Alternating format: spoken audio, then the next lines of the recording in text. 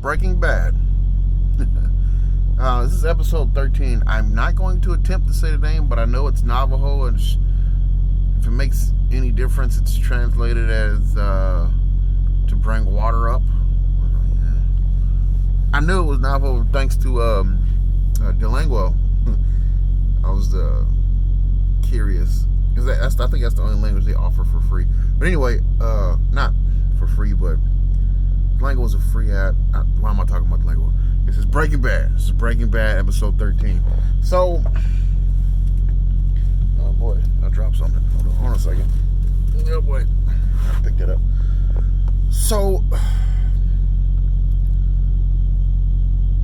I was excited watching these episodes, like the last couple episodes, but now I'm thinking again. It hit me again, like, hey, now I'm getting really close to the end of this series. This episode starts off with that's bittersweet. I can't help but say it's bittersweet. I just want to get.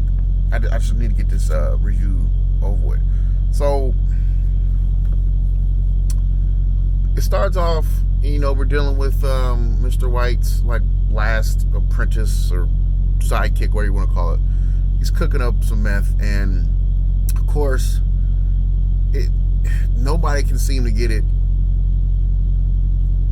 to the same purity or color, or nobody can really replicate what Mr. White has created. Maybe that's tooting his own horn, I guess. I don't know, but I'm pretty sure somebody can come close. There's no way that he's the only one that can make. Well, I don't know. I don't know too much about that, but I feel like somebody could come close. So, well, Pinkman comes close. Anyway,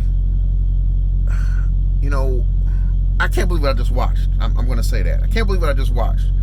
So, like I said, we start off this episode, the nervous lady. I still haven't gotten her name. The nervous lady, she's still like, she's complaining about the color and the quality and stuff. And like, we can do better. This guy comes off as a saint. Like, he's really, really, really, really nice. Just really, really cordial. And this is the guy who shot the little kid a few episodes back. Really, really cordial person, So the episode continues. Basically, at this point, it's a cat and mouse game, really.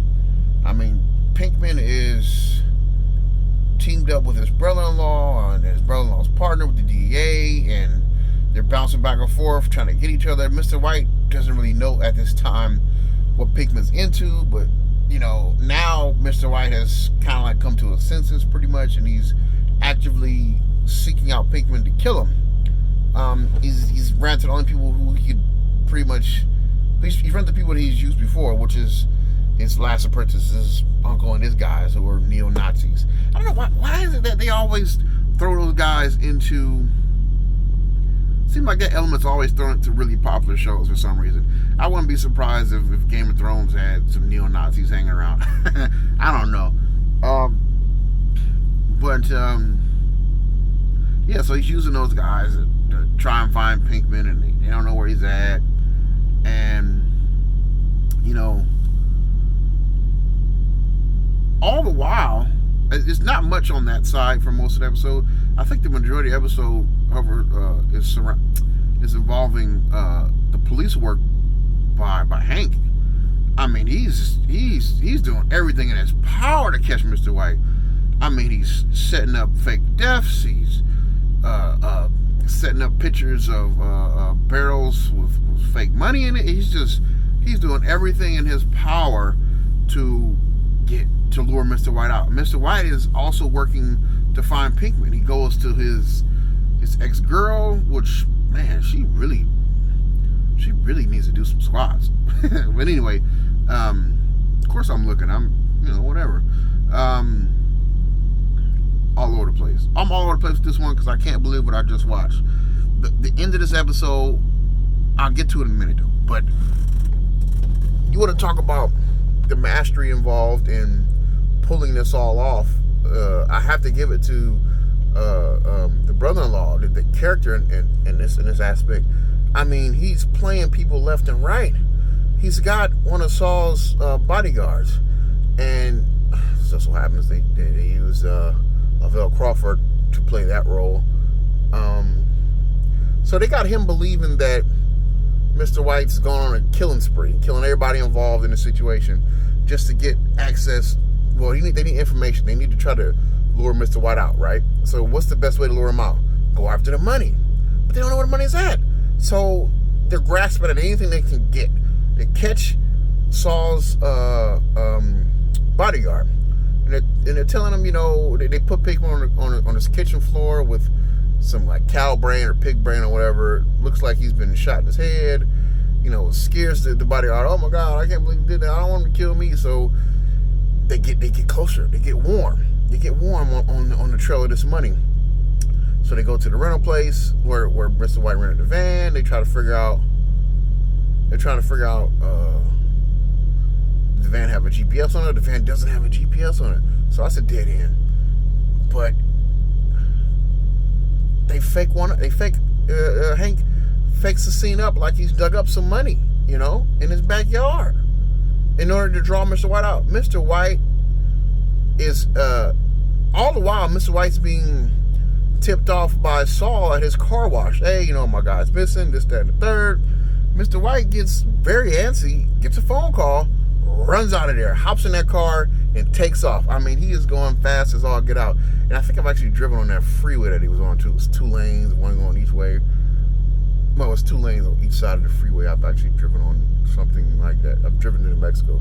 But anyway, he's gone. And he gets there, but it's too late. By the time he gets there, he realizes, oh man, I just let him right to my money. Can't believe it. I let him right to my money.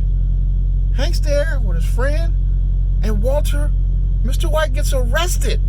Can you believe that? I'm not believing what I'm seeing. At this time I'm yelling at the top of my lungs because it's like watching a really exciting football game or something. I'm just into it. I'm like, oh my God, I can't believe I'm losing my mind at this point. And what's going to happen? Is Mr. White going to get in a shootout with them? No, there's no way he's going to get in a shootout. He has a really small,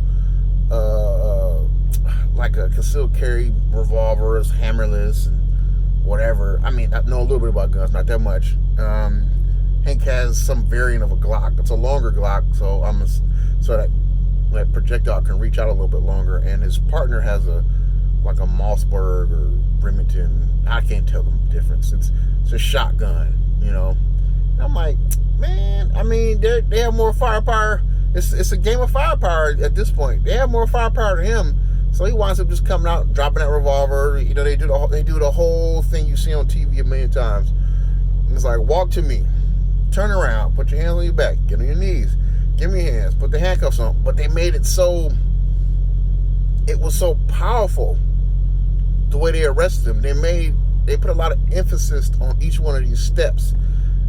I feel like they did it deliberately, I know, but in the manner in which they executed it, it seemed like they were putting a nail in a coffin. Each time one step was taken out. Okay, turn around, bam, nail. Your knees, bam, another nail. Put your hands behind your head, bam, another nail. Put the handcuffs on, a couple nails. You know what I mean? That's just the way I felt. It was like, I can't believe it's going to end like this. But of course, with me being able to stream this, I know there's several more episodes. So I'm like, can't end like this. I know it's not gonna like this, but I can't believe it's gonna go. I can't believe this is happening. But before all this even took place, Mr. White's put a call into his guy in order to complete the hit on Jesse. And on top of all that, Mr. White's made a deal with these guys. They don't want any money. They don't. They want him to cook again. They want him to tune his last protege up. They want him to get more proficient. Which I'm like, it's understandable. They want to make more money. I got it. I hear you loud and clear. Now, they pull up, and I mean, showing them getting ready before they got there. I mean, they got it. body armor, and they got guns up the wazoo. So from the guns I saw, the only one that's not realistic, of course, is the automatic shotgun, the AA-12, which is famous from Call of Duty, things like that. That's the only reason I know the name of that gun so well. And of course, popular YouTube videos with Russian guys shooting those things. Okay, I know that firearm, and then I seen a AR-15 variant. Of course, numerous handguns. I think the leader had a 1918, and then 1911. I'm sorry, 1911, and then you got, what else do you have around there?